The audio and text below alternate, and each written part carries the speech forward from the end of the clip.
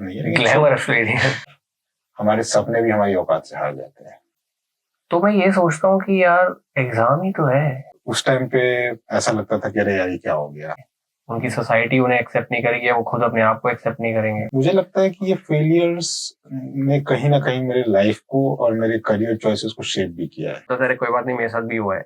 मैं मेजर कर रहा हूँ, मैं अपने आप को कंपेयर कर रहा हूँ 10 लोगों से। चिंता मत कर, अगली बार सक्सेसफुल हो जाएगा। शायद अगर मेरा वो डाउनफॉल नहीं हुआ होता तो मेरे अंदर वो ज़ील ही नहीं आती। Failure is a stepping stone towards success.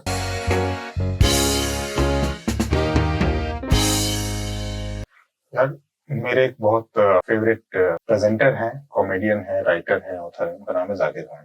Zakir Khan, अच्छा। उन्होंने एक बात बोली थी रिसेंटली, जो मैंने उनकी एक इंटरव्यू सुनी थी। वो ऐसी थी कुछ, मेरी औकात मेरे सपनों से इतनी बार हारी है कि अब उसने बीच में आना बंद कर दिया है। समझ में आया? मतलब he is talking about ambition. तो ये पोएट है या कॉमेडियन है? ये मैं इनको बोलूंगा कि मॉडर्न फिलोसफर बोलने लग गया हूँ, बिकॉज उनकी बातें मुझे इतनी अच्छी लगती हैं। He is actually stand up comedian. अच्छा। बट वो बहुत इंडियन। हाँ, ही इज एन इंडियन।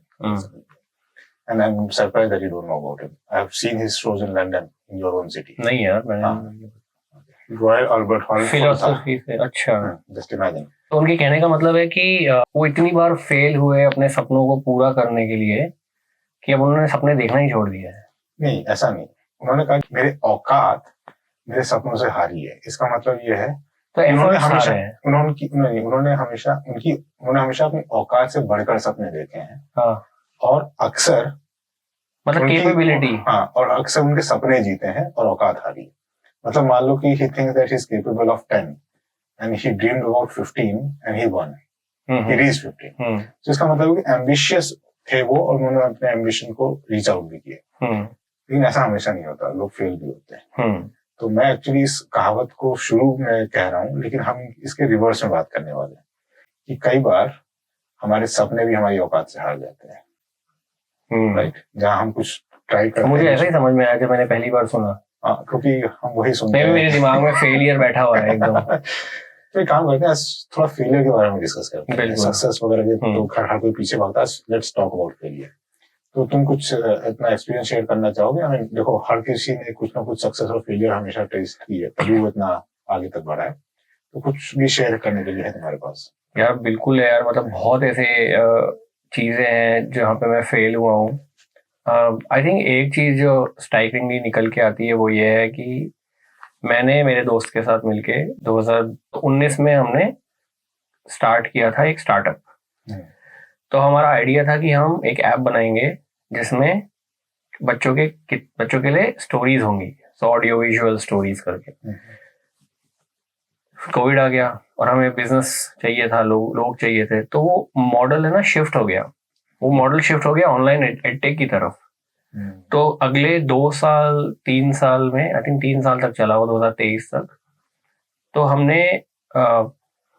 हमने एक ऐसा प्लेटफॉर्म बनाया जहाँ पे कम से कम 5-7 हजार लोग आ गए और एक बार तो एक महीने की रेवेन्यू भी 2-1 लाख रुपए तक पहुंच गया था। लेकिन फिर उसके बाद उसका डिक्लाइन हो गया। मतलब कोविड भी रीजन है, सब बच्चे अपने अपने स्कूल्स चले गए और वो मॉडल भी हमने ना हमारे ओरिजिनल आइडिया से बहुत ज्यादा एक्सपैंड कर दिया था। मतलब अगर हम अपने ओरिजिनल आइडिया पे ही रहते तो हो सकता है हम अगर सक्सेसफुल नहीं होते तो फेल भी नहीं होते, क्योंकि वो ऑटो पायलट मोड पे चलता। लेकिन यहाँ पे हमने इन्वेस्ट किया, एक इन्वेस्टर का भी पैसा लगाया, खुद का भी पैसा लगाया, तो सारा पैसा डूब गया और वो ऐप अब पूरी तरीके से बंद हो गई है। तो आई थिंक मैं इसको as one example of failure मानता हूँ। अब उसमें क्या मैंने सीखा, क्या मुझे एक्सपीरियंस हुआ या फिर क्या मैं सोचता हूँ उसके बारे में, वो अलग बात है, उसके ऊपर अपन बाद में बात कर लेंगे। पर ये एक फेलियर है मेरी लाइफ में। कोई ऐसा फेलियर तुम्हारी लाइफ में? यार इतना ग्लैमरस फेलियर नहीं है। ग्लैमरस फेलियर, हाँ, क्योंकि देखो, अगर तुम कुछ बड़ा ट्राई करते हो और तुम फेल करते हो तो ठीक है, you fail, but you also have some side things, like तुम लर्न बहुत करते हो, तुम्हारा एक्सपीरियंस बढ़ता है, तुम्हारे पास डूज एंड डोंट डूज की एक लिस्ट आ जाती है। इसीलिए मैं इसको थोड़ा ग्लैमरस बोल रहा हूँ, because it is actually I not say worthy, but yes, it's not a glorious thing to have, but yes, it is something that you can always count as an experience, right? मेरे पास इतना बड़ा कुछ नहीं है, लेकिन छोटे मोटे फेलियर्स हैं। जैसे उस टाइम पहले बोलने में शर्म आती थी, मैं अब बोल सकता हूँ कि जब इंजीनियरिंग में था तो 2 बार बैक भी आई है मेरी कुछ सब्जेक्ट्स में। और उस टाइम पे ऐसा लगता था कि अरे यार ये क्या हो गया, जीवन खत्म हो गया, अरे बाप रे बाप। इनफैक्ट जब मेरा इंजीनियरिंग का एग्जाम हुआ था और इंजीनियरिंग के एग्जाम में मेरी रैंक इतनी लो आई थी कि भाई मुझे फ्री सीट नहीं मिल पा रही थी, मैं पेड सीट में जाना पड़ा था मुझे। So that also, I mean, at that point in time, me, my family, and the people around me, I think we consider it as a failure only. मैं fail नहीं हुआ था। बच्चों के ऊपर expectations बहुत डाल देते हैं। Right. और जो भी मेरी रैंक आई थी वो काफी पीछे थी, जिसकी वजह से जो मैं कहता हूँ कि हाँ मैंने अटेम्प्ट किया और मैं सोचा था चलो फिर से अटेम्प्ट करते हैं, फिर से करते हैं। एंड वो एक स्टिग्मा लग गया था कि यार भाई फेल हो गए यार, कुछ करना पड़ेगा, we have to do something about it. तो I think this is more generic. I think ये failure शायद ज्यादा common है। नहीं, I think every failure या every incident is important. It's in own right. मतलब एक तो है कि जब आप वो काम कर रहे हो और आप फेल हो गए हो, फॉर एग्जाम्पल जैसे तुमने बोला कि तुम्हारी रैंक कम आई थी तो तुम्हें प्राइवेट कॉलेज मिला, या फिर मैंने बोला कि मैंने एक स्टार्टअप स्टार्ट किया और मैं उसमें फेल हो गया। एक तो होता है कि क्या हुआ, एक होता है कि अपन उसको कैसे देखते हैं, कैसे फेलियर को देखते हैं। देखने से मतलब तुम्हारा उसको कोप अप करने का मैकेनिज्म, या फिर तुम ये कह मतलब रहे हो कि how do you retrospectively see it? हाँ, how do you retrospectively see it. तो मुझे लगता है कि ये फेलियर्स ने कहीं ना कहीं मेरे लाइफ को और मेरे करियर चॉइसेस को शेप भी किया है। कैसे? फॉर एग्जाम्पल देखो, सक्सेस जो चालू होती है, शायद failure is the stepping stone of the success, ऐसा बोलते हैं। तो जब कॉलेज में था तो जब चालू हुआ था तो एज अ पर्सन जिसने बहुत लो रैंक आई है, लो सेल्फ एस्टीम, या कुछ करना है। फिर फर्स्ट ईयर में जैसे एक सब्जेक्ट में बैक आ गई तो लगा कि अरे अब तो दम गन्ने में गिर गए। उसके बाद एक्चुअली में क्या हुआ कि एक बूस्ट आया। उसके बाद एक ऐसी सिंसेरिटी आई कि जिसने मेरे को शायद मैं कहूँगा एकेडमिकली उतना हाई नहीं किया, बट हम लोगों ने कुछ ऐसे प्रोजेक्ट्स बनाए, हम लोगों ने कुछ ऐसा किया which actually took us to a very high stature. आज भी बोलने में फर्क होता है कि 2006 में माइक्रोसॉफ्ट ने हम लोग को बुलाया था। We were the only third college in the entire country जिसको माइक्रोसॉफ्ट ने बुलाया था, और वी वर पेड।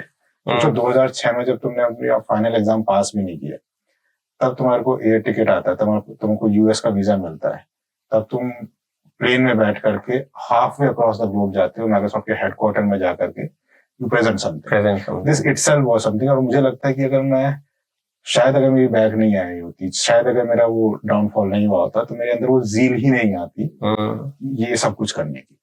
तो मुझे लगता है कि yes, it played a part.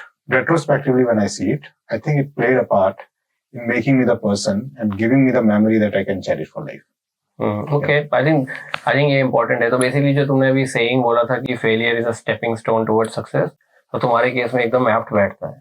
Retrospectively उस टाइम बहुत कचरा लगता था। उस टाइम लगता था यार क्या हो गया यार। मतलब ऑफ कोर्स देखो, जब भी कोई बच्चा फेल होता है तो सिर्फ बच्चा फेल नहीं होता है, माँ को भी लगता है कहीं ना कहीं मैं फेल हुई, पिता को भी लगता है कहीं ना कहीं वो फेल हुए। दोनों में हो सकता है कि इस बात को लेकर बहस भी हुई होगी कि भैया तुमने ध्यान नहीं दिया या तुम ये नहीं करते। I don't know, that would have caused some level of misery, some level of turmoil also at that point in time. और उस टाइम पे तुम हेल्पलेस होते हो, उस टाइम कुछ कर नहीं पाते। पर यार ये तो तुम्हारा जो एग्जांपल है वो मतलब ऐसा है जहाँ पे तुम फेल हुए, लेकिन उस फेलियर से तुमने सिंसियरिटी सीखी, या जो भी तुमने सीखा, जो भी तुम्हारा आउटलुक था लाइफ की तरफ, वो चेंज हुआ और तुम सक्सेस की तरफ बढ़े। लेकिन ऐसे बहुत सारे बच्चे हैं जो फेल हो जाते हैं, मतलब या तो वो पढ़ नहीं पाते कोटा में जाके एग्जाम्पल, या फिर कॉलेजेस में फेल हो जाते हैं, आईआईटीज में, और वो कर लेते हैं। तो उनके मन में क्या चल रहा है कि उन्हें लगता है कि उनके माँ बाप उन्हें अब एक्सेप्ट नहीं करेंगे, उनकी सोसाइटी उन्हें एक्सेप्ट नहीं करेगी, वो खुद अपने आप को एक्सेप्ट नहीं करेंगे। मतलब क्या क्या प्रॉम्प्ट करता है एक बच्चे को, 18-20 साल के बच्चे को जिसकी पूरी जिंदगी पड़ी है उसके आगे करने के लिए, जस्ट बिकॉज वो किसी एग्जाम में फेल हो गया। देखो, मुझे लगता है कि उसको जिस तरह से चढ़ाया जाता है, उसको जिस तरह से उस चीज की इंपॉर्टेंस बताई जाती है, उसको जिस तरह से बताया जाता है कि दिस वे और द डेड वे, ये आई थिंक मतलब ऐसा बोला जाता है। कैसा, कौन माँ बाप बोलते हैं? देखो, जब एक बार बताओ, अगर तुम याद करोगे जब मान लो कि जब तुम स्कूल में थे या कॉलेज में थे, या नॉट जस्ट यू बट तुमने अपने आसपास भी देखा होगा कि parents and the larger society is encouraging the kids to appear for competitive exams like medical, like engineering, like IAS, और बोल रहे हैं कि ये ही सक्सेस है। अगर तुमने एक बार ये एग्जाम पास कर लिया, अगर तुमने IIT क्रैक कर लिया, फिर सारी जिंदगी आराम है, ठीक है ना।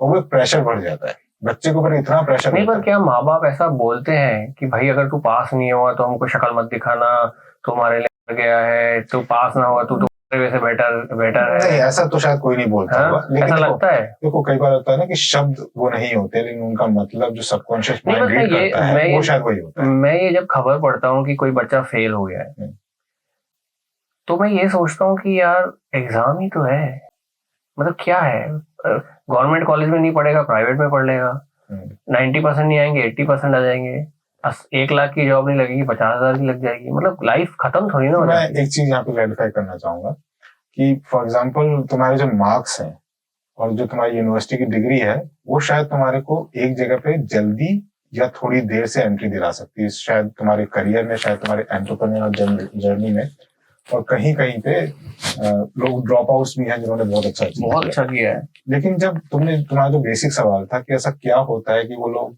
सारी जिंदगी पढ़ी होने के बावजूद भी छोड़ देते हैं, उसका 2 रीजन होते हैं।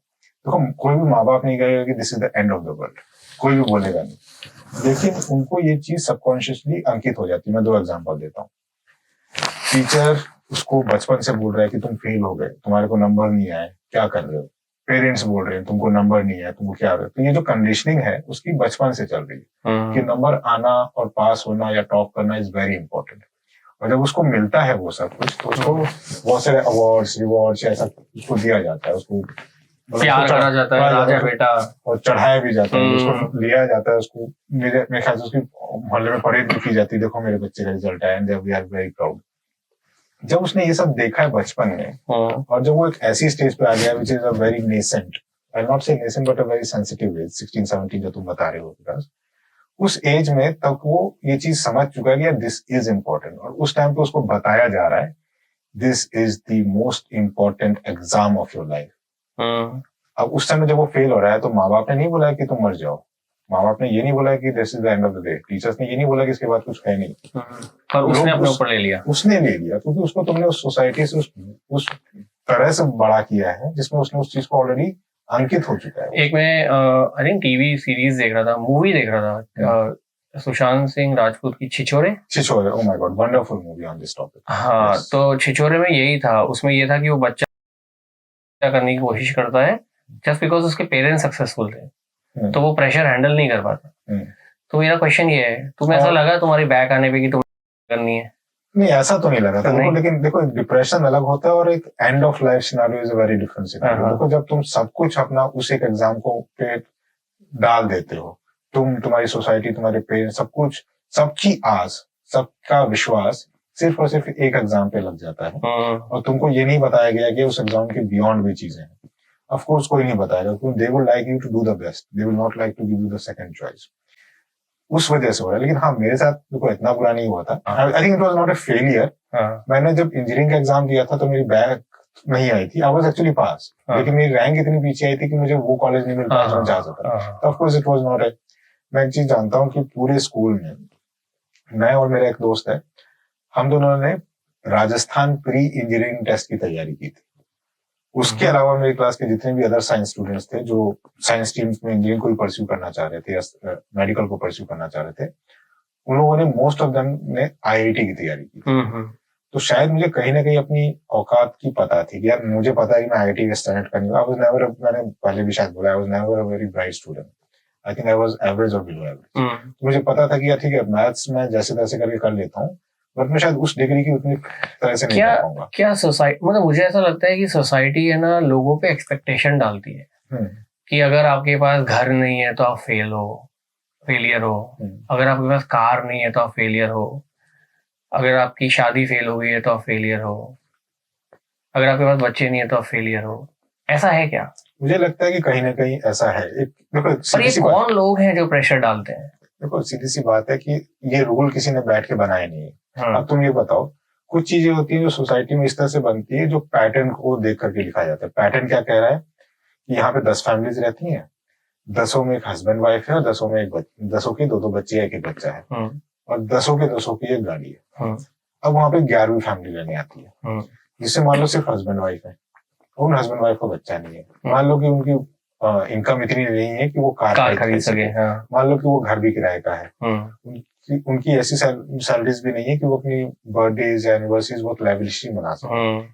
तो उन 10 लोगों के सामने वो 11वां जो व्यक्ति है वो अपने आप को कम मानेगा और कहीं ना कहीं फेलियर मांगेगा, क्योंकि लोग उसको देखेंगे और उसके साइड वालों को देखेंगे। देखो जब ये जज किया जाता है, जजमेंट, मेजरमेंट, कंपैरिजन जब आ जाता है और वो सेल्फ आता है, मैं मेजर कर रहा हूँ, मैं अपने आप को कंपेयर कर रहा हूँ 10 लोगों से, मैं अपनी इनकम को बाकी लोगों की इनकम से कंपेयर कर रहा हूँ, मैं अपनी हैप्पीनेस को बाकी लोगों की हैप्पीनेस से कंपेयर कर रहा हूँ, and that is making me fail. जैसे मैंने एग्जांपल दिया मेरे फेलियर का, हमने स्टार्टअप स्टार्ट किया, हम उसमें ग्लोरियस फेलियर, हमने स्टार्टअप स्टार्ट किया, हमने बहुत मेहनत करी। मतलब कोविड में लोग बोलते हैं कि वो बोर हो रहे थे घर पे, और हम कोविड में 11-11 घंटे, 12-12 घंटे, 31 जनों की टीम हो गई थी एक बार, तो हम लोग बहुत मेहनत कर रहे थे। तो हालांकि मैंने उसे फेलियर बोला, लेकिन जब मैं पीछे मुड़ के देखता हूं तो मेरे अंदर दुख नहीं है उस फेलियर को लेके, मेरे अंदर प्राइड है कि मैं बहुत खुश हूं कि मैंने ये काम किया।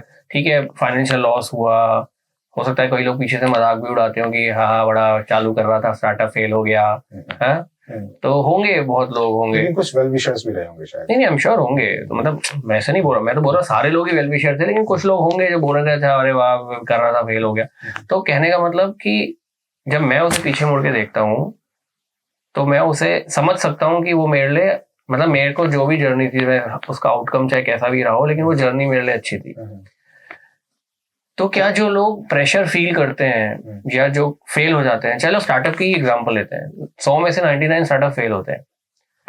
तो जो लोग फेल हो रहे हैं, आई थिंक मे बी उस लेवल पे आके थोड़ी मेच्योरिटी आ जाती है, लेकिन जो लोग फेल हो रहे हैं वो लोग कैसा देखते हैं अपनी फेलियर को, मतलब वो क्या क्या देखते हैं, मतलब लोग दुखी होते हैं या उससे सीखते हैं? क्योंकि मुझे ऐसा लगता है, अपन बोलते तो है कि failure is a stepping stone of success, लेकिन मेरे को लगता नहीं सारे लोग ऐसा देखते हैं। मेरे को ऐसा लगता है सारे लोग फ्रस्ट्रेटेड रहते हैं, दुखी रहते हैं, उनको फिर ताने सुनने पड़ते हैं। यार देखो, when things are happening at that time it is difficult to measure it, ठीक है ना। मान लो कि जब तुम फेल हो गए हो या हो रहे हो और तुम उसी मोमेंट में, उस वक्त तुम उसको एज ए स्टेपिंग स्टोन, मुझे नहीं लगता कि 100 में 100 लोग जो फेल होते हैं उसमें से 99 लोग उसको स्टेपिंग स्टोन की तरह नहीं देख पाते हैं उस वक्त। ये रेट्रोस्पेक्टिवली देखा जाता है, और to be honest this is retrospectively proved. उस टाइम पे होता है कि उस फेलियर को एक्सेप्ट करना, उसको कोप अप करना और आगे बढ़ने का इरादा करना, थिंग्स जो आती हैं शायद इसी मोमेंट पे आती है। तो इस मोमेंट पे या तो अपने आप को तुम एक्सेप्टेंस में आता है कि हाँ ये हो गया है, मुझे आगे बढ़ना है, ये मैंने गलतियां की थी, मुझे सीखना है। दूसरा होता है कि यार ये मेरे बस की नहीं है, ये जो मैंने किया वो गलत किया, let me try something else. और तीसरा होता है यार सब कुछ खत्म हो गया, अब कुछ नहीं हो सकता। अब इसमें जो फीलिंग्स की बात करें, इमोशंस की बात करें, फ्रस्ट्रेशन कौन सा कब आएगा? जब तुमको लगेगा कि यार I tried something which I was not worthy of, और that was not my game and I still try to play it. उस टाइम पे शायद फ्रस्ट्रेशन आ जाएगा। लेकिन जो एरिया होता है जिसमें बोलता है कि हाँ यार मेरे में ये कमी रह गई, जो तुम एक्सेप्टेंस मोड में आ गए, तो वहां पर सैडनेस होगी, रिग्रेट होगा, गिल्ट होगा, बट फ्रस्ट्रेशन नहीं होगा। फ्रस्ट्रेशन तब आ रहा है जब तुम एक्चुअली में you are doing something that you think यार ये नहीं था मेरे लिए, why did I do that, या मैंने यार बहुत बड़ी गलती कर दी, मेरे को ये तैयारी करनी थी और मैंने वो तैयारी कर दी, इसकी वजह से मेरे से फेल हो गया। मतलब अपनी गलती जब एहसास होता है। लेकिन जब डिप्रेशन होता है, जब होपलेसनेस आती है, that actually creates a tendency to कि आगे कोई रास्ता नहीं, आगे कोई रास्ता नहीं ब्लॉक हो। और टू बी ऑनेस्ट एक बात बोलूं, एक बाल मन है जो 15-16 साल का है, उसमें ये चीज आ सकती है। उस टाइम पे जो सोसाइटी है, तुम्हारे पेरेंट्स हैं, तुम्हारे आसपास के भाई बहन है, वो एक रोल प्ले करते हैं तुमको वहां से उठा के इधर तक ले जाने का। अच्छा, एक स्टैटिस्टिक्स है वर्ल्ड में, सबसे ज्यादा रेट्स मेन में अबव 40 रहते हैं। मेरे ख्याल से 40 के आसपास, 45 के आसपास आते आते आपको लग जाता है कि आपने लाइफ में क्या किया है। ओके। और ऐसा होता है कि आप फिर अपनी लाइफ को जज करते हो, मेजर करते हो कि भाई मैं सक्सेसफुल हुआ नहीं हुआ, मैंने जो सोचा था बचपन में वो हुआ नहीं हुआ। तो क्या ये तो इससे ज्यादा, हाँ मतलब एक चीज ये बोलते हैं ना, लाइफ बिगिंस एट 40, क्या ये तुम उसी संदर्भ में कह रहे हो? नहीं नहीं, अच्छा। मैं उस संदर्भ में कह रहा हूँ, और केवल यही पॉइंट है कि सबसे ज्यादा आदमियों में 40 के बाद होते हैं, 40 से 50 के बीच में। तो वो लोग अपने आप को फेलियर मान रहे हैं, इसलिए कर रहे हैं, चाहे कुछ भी हो, फाइनेंशियल हो, रिलेशनशिप हो, हेल्थ हो, XYZ हो, लेकिन वो कर रहे हैं। बहुत कम जगह बोला जाता है आदमी जो सुसाइड करते हैं, बच्चे सुसाइड करते हैं पढ़ाई के कारण, तो सबको समझ में आता है, लेकिन आदमी जो सुसाइड करते हैं तो उसके ऊपर कोई फोकस नहीं है।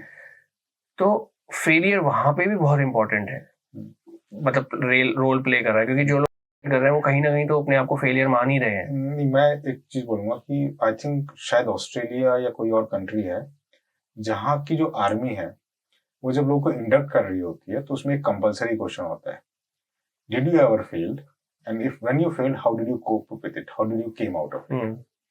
तो जो तुम कह रहे हो ना कि और उन लोगों को लिया जाता है आर्मी में क्योंकि तुमको पता है कि जो फेल होगा, जो उसको फेलियर को क्रॉस करके स्टार्ट करना आता है, रीस्टार्ट करना आता है, वही एक अच्छा सोल्जर बन सकता है, या वो एक बहुत अच्छा सोल्जर बन सकता है, नॉट वही। मतलब ये एग्जांपल, इसका एग्जांपल सेट बताता नहीं हो रहा, मैं बताता हूँ, जो मैं कह रहा था उस बात मैं से। उससे कंटेंट को सेलेक्ट करता हूँ। हाँ।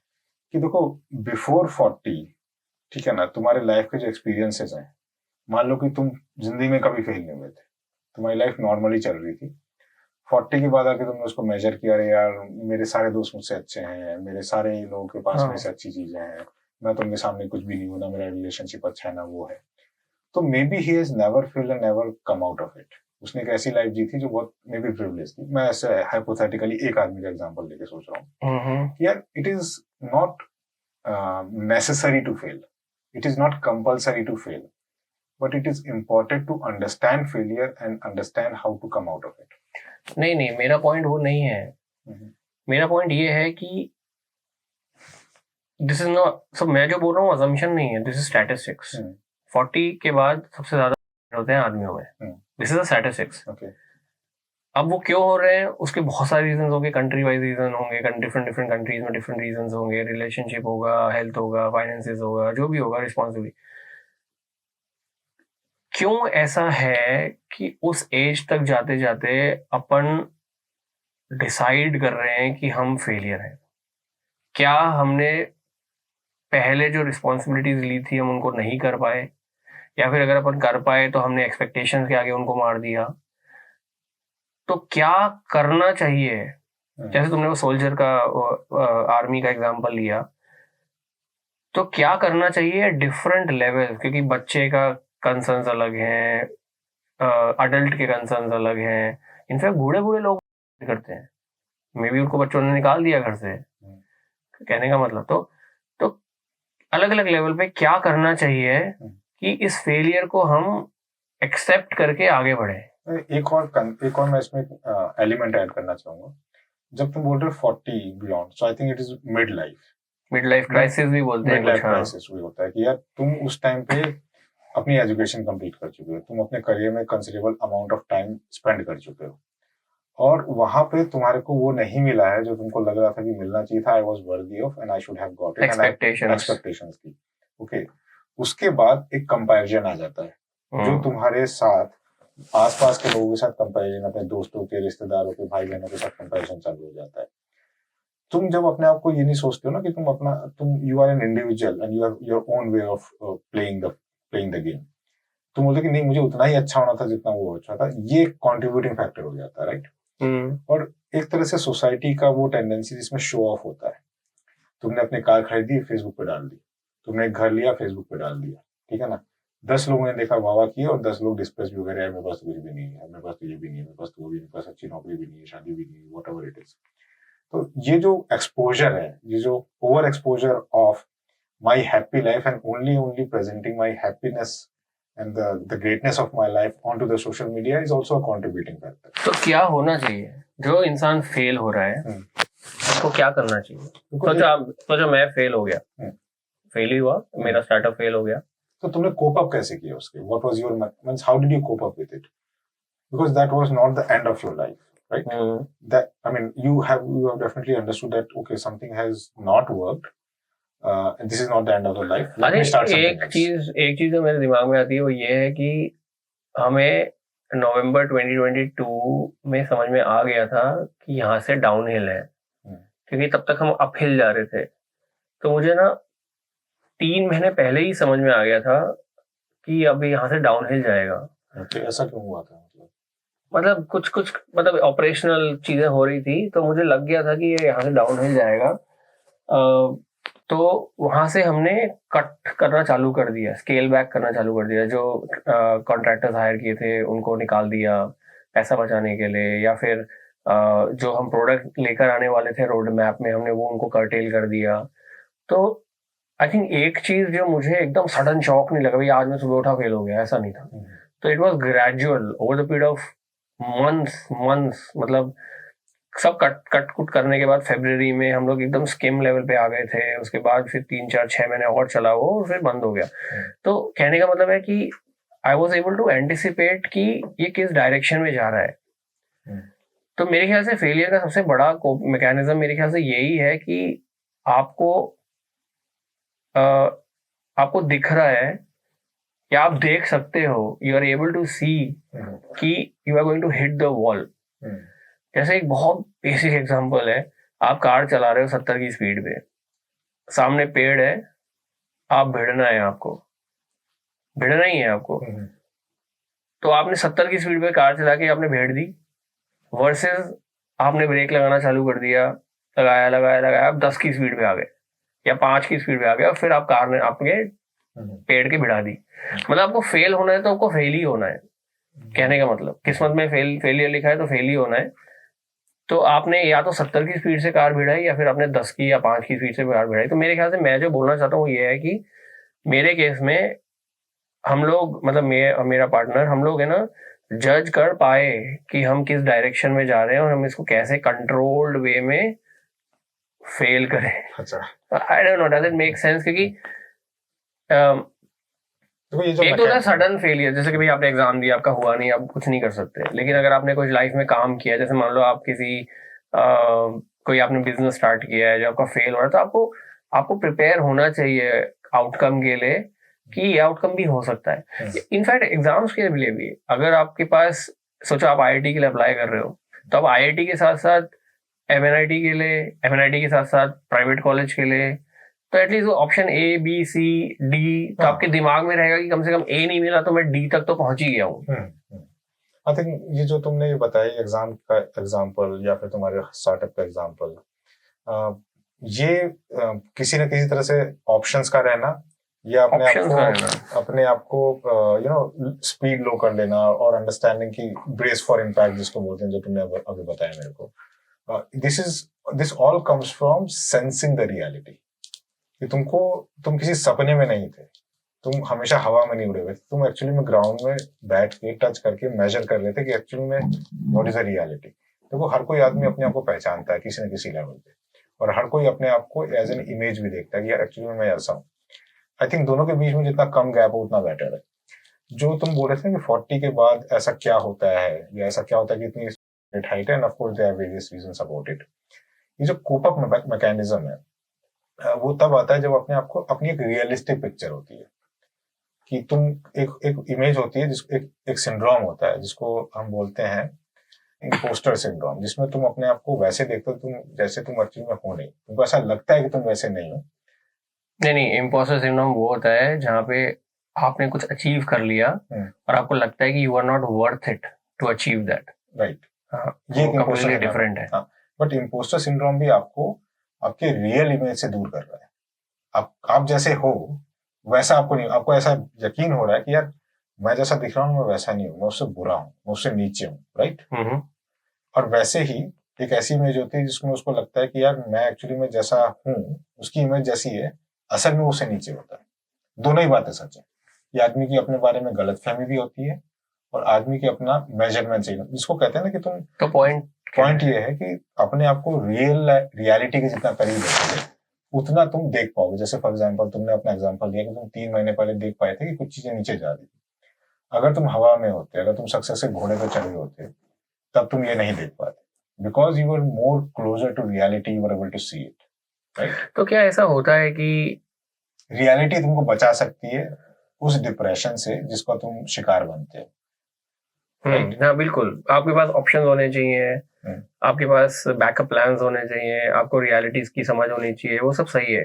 लेकिन मुझे ऐसा लगता है कि जो लोग एक्सट्रीम मेजर्स लेते हैं, करते हैं, या फिर निराश हो जाते हैं, डिप्रेस हो जाते हैं, क्या उनके पास सपोर्ट सिस्टम नहीं होता? देखो एक होता है मतलब सपोर्ट सिस्टम से तुम्हारा मतलब क्या है? मतलब फ्रेंड्स, फैमिली, जिसको आप जाके बोल सकते हो अरे मैं फेल हो गया, और वो आपके कंधे पर हाथ रख के बोले कि भाई चिंता मत कर, अगली बार सक्सेसफुल हो जाएगा। तो मैं ऐसा मानता हूँ कि 40 तक आते थे होता क्या है, जैसे अपन बचपन में अपने पास दोस्त थे तो दोस्तों के साथ अपन रहे, जैसे जैसे इसमें अपनी फैमिली हुई तो अपन फैमिली में बिजी हो गए और अपने सारे दोस्त छूट गए या दूर हो गए। अब वहां पे अपन अकेले हो गए। पहले तो अपन कॉलेज में कुछ होता था तो अपन अपने दोस्त के साथ बैठते थे, बोलता था अरे कोई बात नहीं मेरे साथ भी हुआ है। अब यहाँ पे अपने पास कोई है नहीं, तो क्या क्या ये सपोर्ट सिस्टम आदमी या कोई भी औरतों के लिए भी होगा, आई डोंट नो, तो क्या ये सपोर्ट सिस्टम हम छोड़ देते हैं जैसे जैसे अपन बड़े होते हैं? देखो आदमी के पास एक छोटा मोटा सर्कल हर किसी के पास होता है, वो जरूरी नहीं कि उसके कॉलेज के फ्रेंड हो।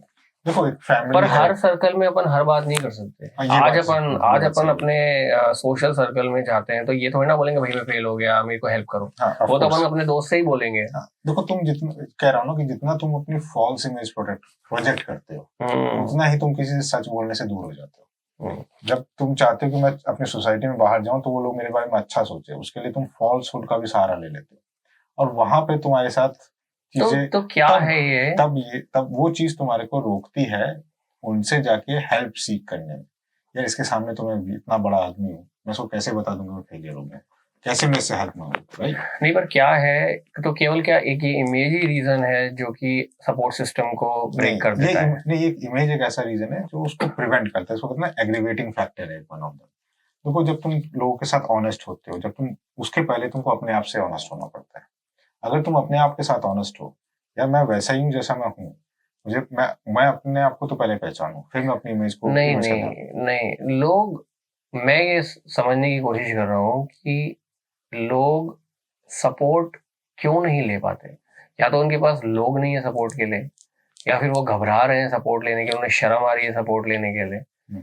तो ये एक बहुत बड़ा फैक्टर बोला तुमने, क्या शर्म ऐसा? आती है। 40 तक उसको लगता है कि I was supposed to be an achiever, but I have not an achiever, in fact I have failed, and if I go and seek for help, लोग को ये लगे यार ये तो कुछ भी नहीं है, मतलब उनकी नजर में मैं गिर जाऊंगा, तो उसको अपनी इमेज की कहीं ना कहीं चिंता हो जाती है। I think that prevents. तो फिर क्या करना चाहिए ऐसे में किसी को, जो सोचो फेल हो गया, उसको अपनी इमेज की चिंता है, तो वो क्या क्या करना चाहिए उसको ऐसे में? कैसे वो सपोर्ट लेकर आए? देखो मैं दो चीजें बोलूंगा। तो पहली चीज है acceptance of you as you are. जो हो गया उसको पहले एक्सेप्ट करना ही पड़ेगा तुमको, ठीक है ना।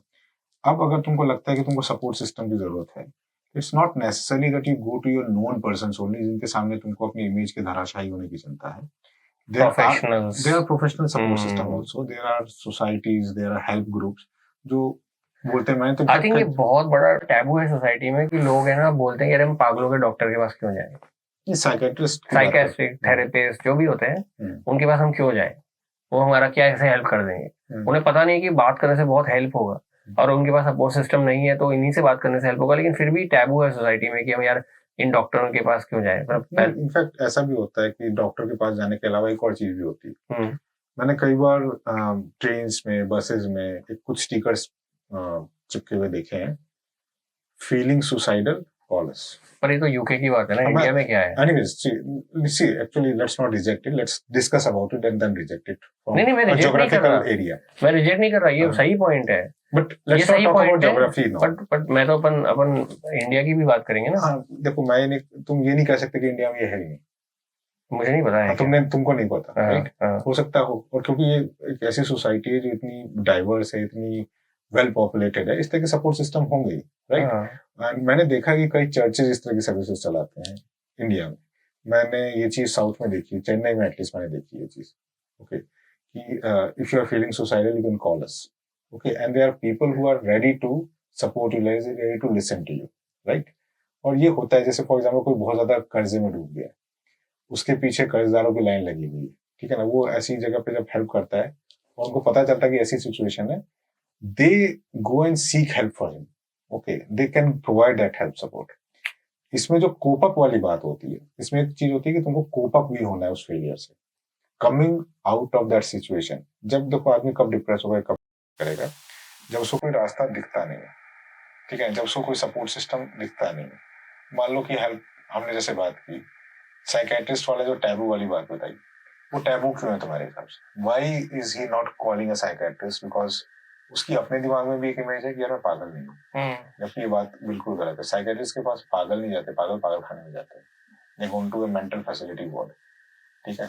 और जब तुम साइकेट्रिस्ट के पास जाते हो तब तुम वो जाते हो जिस चीजों को तुम मेंटली हैंडल नहीं कर पा रहे हो, that guys actually helping you come out of it और give you the strength and means and measures and instruments to come out of that mental barrier. मतलब साइकेट्रिस्ट तुमको वहां हेल्प कर रहा है। एक ऐसी दुनिया बनाए अपन जहाँ पे फेलियर्स को सेलिब्रेट किया जाए। अरे बाप रे बाप, डर गया मैं तो। है मतलब अगर बच्चा फेल हो रहा है तो कोई बात नहीं, उसकी मेहनत को उन्होंने अप्रिशिएट किया। अगर कोई आदमी फेल हो रहा है अपने काम में, बिजनेस में, स्टार्टअप में, तो उसको सेलिब्रेट किया, उसको ऐसे एग्जाम्पल बनाया कि देखो भाई तुम जाके 10 जूनियर एंटरप्रेन्योर्स को सिखाओ कि तुमने क्या किया था और तुम क्या कर सकते हो एज अ लर्निंग। वो बच्चे के पेरेंट्स बताए कि भाई हमने ऐसे मेहनत करी, हमने ऐसे मेहनत करी। लोग क्या डरते हैं बताने से। वो पेरेंट्स ने बच्चे के साथ मेहनत करी होगी लेकिन वो बताएंगे नहीं किसी को कि हमने क्या मेहनत करी है। चुपचाप अंदर अंदर मेहनत करेंगे, फिर अगर फेल हो गया तो फिर ताकि वो बोला हमने तो मेहनत नहीं करी। स्टार्टअप में तो बहुत है यार, स्टार्टअप में तो ऐसा है कि अगर आप फेल हुए हो तो आप अपनी लर्निंग शेयर कर सकते हो। इनफैक्ट मैं बताता हूँ, मेरा एक फ्रेंड है, वो बचपन से बहुत ज्यादा प्रतिभाशाली, मतलब थ्रू आउट टॉपर, मतलब IIT में शायद 31st या 32nd रैंक आई थी, and he got a very posh job also in MNCs and etc. And he did a startup, and that did not work actually. He wrote a book before he started. Okay, and that is what your way of saying it. That is how he gave back his learning. So actually, failure is not the end of the world. Failure can give you the things. Yes. Instead of society ridiculing the person who has failed, society invite करे उसे कि भाई तुम आओ और हमें बताओ कि तुम कैसे फेल हुए, ताकि जो 10 लोग और ये काम करना चाहते हैं वो फेल ना हो। तो ठीक है, जिस बात से मैंने शुरुआत की थी उसी बात से एंड भी करना चाहूंगा। जो बात थी कि मेरी औकात मेरे सपनों से इतनी बार हारी है कि उसने अब बीच में आना बंद कर दिया है। तो आई थिंक इसका थोड़ा सा ट्विस्ट किया जाए, मेरे फेलियर्स मेरी कोशिशों से इतनी बार हारे हैं कि अब उसने आर्ग्यू करना बंद कर दिया है, राइट? कोशिश करनी बंद, उसे फेल होना बंद कर दिया, फेल होना बंद कर दिया।